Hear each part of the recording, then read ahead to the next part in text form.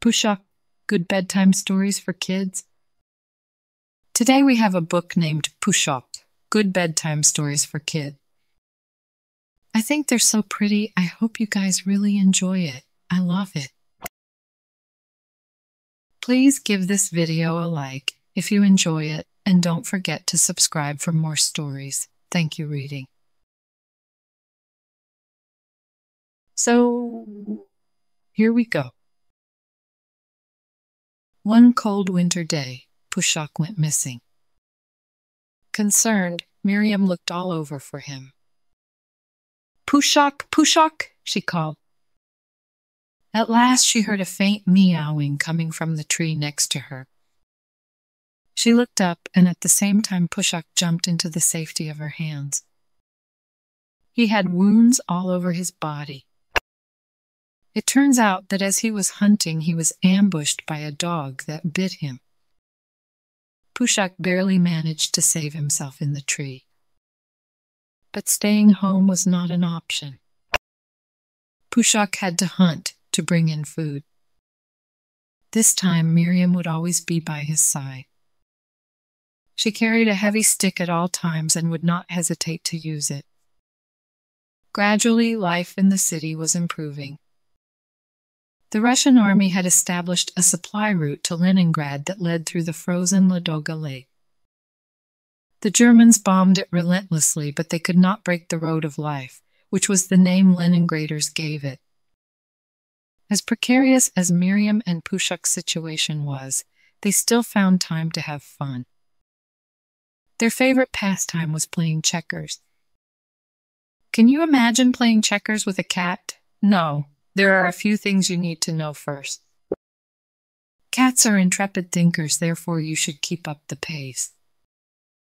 Make a move as soon as they make theirs. Don't hesitate. Cats might make 2 moves in a row. That's okay, because so can you. Moves in any direction are accepted. When you can't change your opponent, you change the game. With the arrival of spring, Efim was able to come home to visit. Each time he brought food, enough food for Miriam and PUSHOK to stop hunting. "What was Efim's job in the Navy?" asked Effie. "He was a mine spotter," said Grandmother.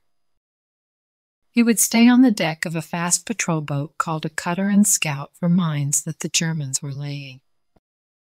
Ships in the harbor were counting on Efim to find mines. A single mine could easily sink an entire ship.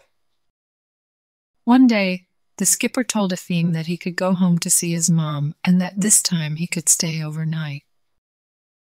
As happy as Efim was to spend the evening with Miriam and PUSHOK, he was even happier the next day, for it was special. On that very day, the Russian victory over Nazi Germany was announced on the radio. Instantly, all Leningrad erupted in celebration. Every street, square, and promenade was filled with survivors of the blockade. It took Efim a long time to get to the harbor. It seemed that everyone in the street was trying to hug him. When Efim made it to the dock, the cutter had already sailed. Sadly, it never returned. Sailors from another ship told the crying Efim how they saw his cutter being destroyed by a mine. Those who laid the mine may have surrendered, but as far as the mine was concerned, it did not change a thing. Overcome by the sad news, Efim signed up for a long expedition to Antarctica.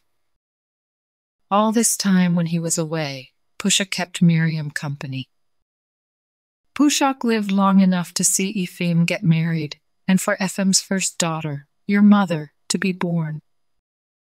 As a toddler, your mother often expressed her affection for PUSHOK by pulling hard on his tail.